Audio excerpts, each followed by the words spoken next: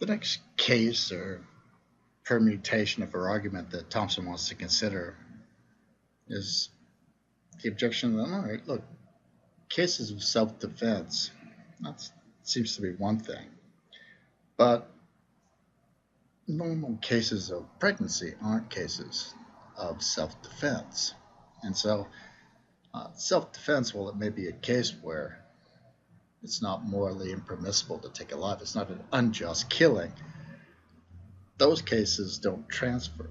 Now, Thompson never intended them to transfer directly. What she wanted to establish was that having a right to life isn't an inviolable and exceptionless right that must be respected by all people under all circumstances.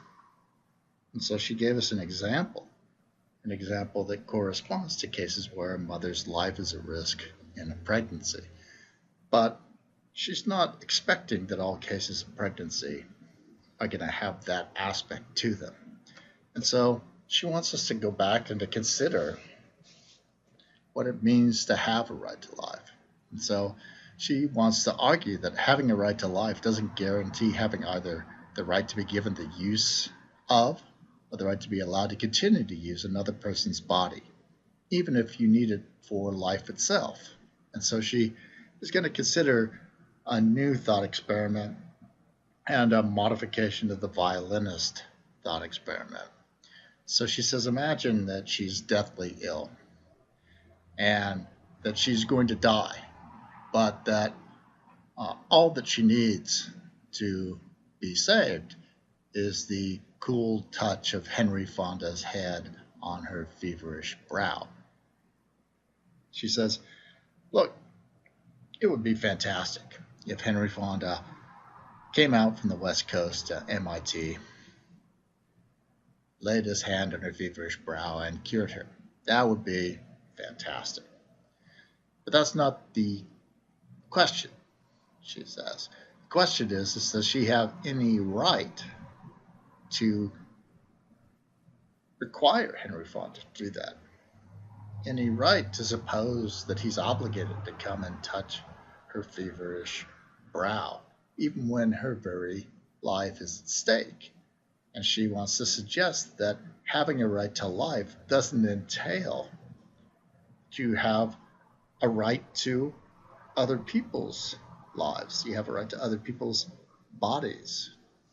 And so she wants to argue that it's not just self-defense, that the violinist case and now the Henry Fonda case illustrate this point, that merely being a person with a right to life doesn't entitle you to the use of another person's body.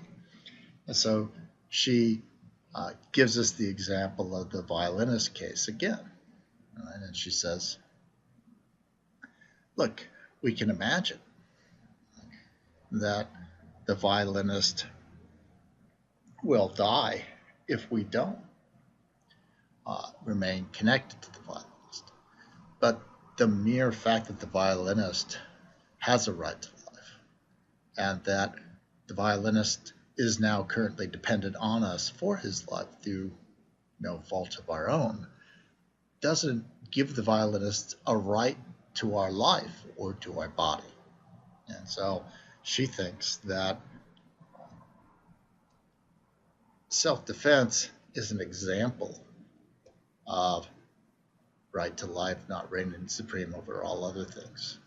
But it's important to realize that merely having a right to life doesn't entail that you have a right to other people's lives or other people's bodies, even if it's to preserve your own life.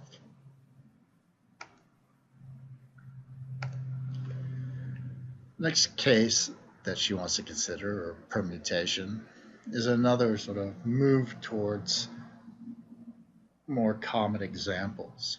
And so she says, look, people might object and say, look, all these cases that you've been looking at, the person is in this situation where this other person who has a right to life is dependent upon them and their body for their life, but that person made no choices. It's not their actions that resulted in them being in this situation. Right? So the person wakes up attached to the violinist. Henry Fonda happens to have this power. The person is stuck in this room through no fault of their own with the ever expanding baby. None of these cases seem to involve any voluntary choice. And in real life, people make voluntary choices. It's reproductive choice, after all. And when those choices result in pregnancy, surely that uh, brings with it a corresponding entitlement on the part of the baby to the use of the mother's body.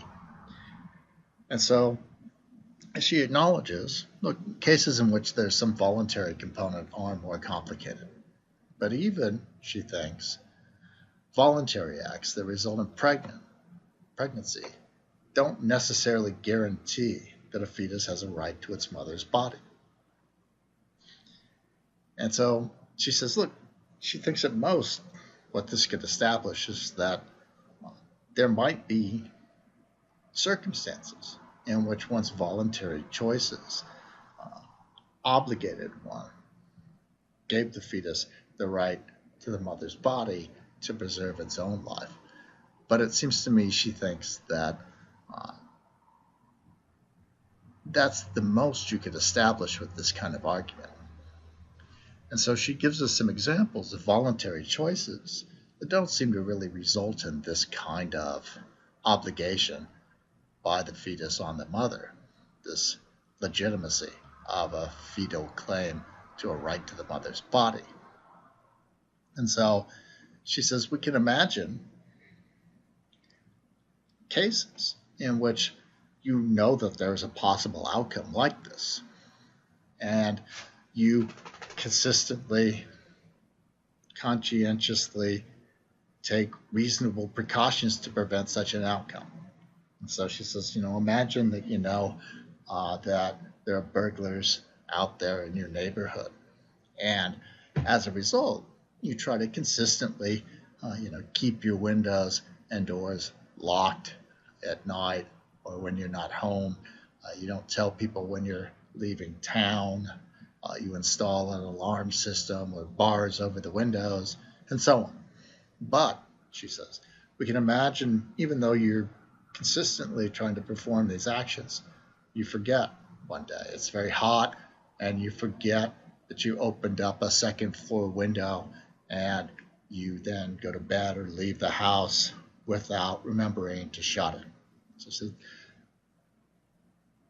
that one slip up in an otherwise systematic attempt to act in a way that would prevent that outcome doesn't then mean that if the burglar sees it, breaks into your house, they're entitled to your stuff or to live in your house.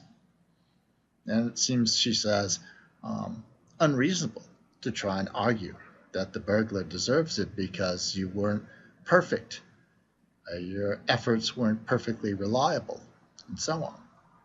And so she says, if you put bars over your window, but it turned out that the bars were defective or installed by a contractor in an improper way, and the burglar was able to get in, that doesn't, she says, implies the burglar has the right to your stuff because you weren't able to take completely effective precautions against intrusion.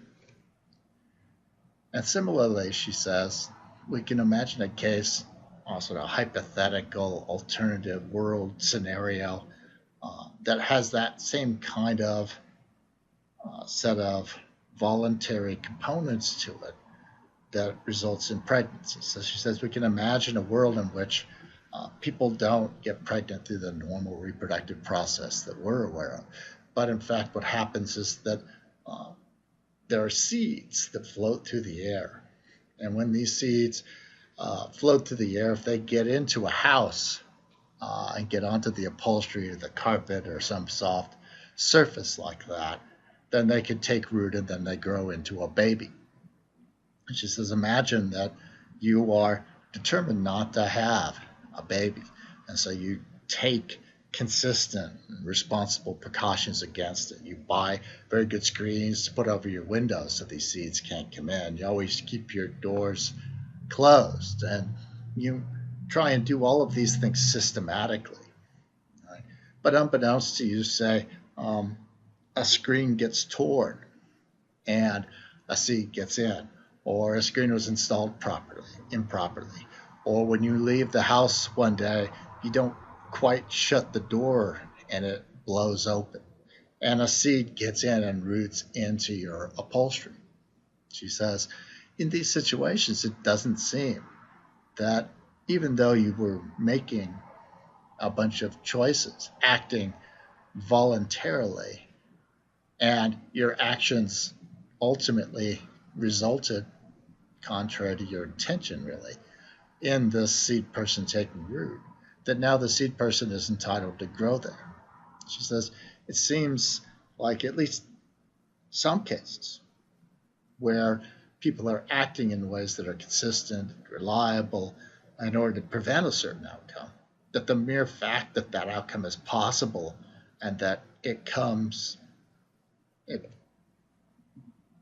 the case despite their efforts, that doesn't seem to guarantee then the right of the individual to anything as a result of that set of events.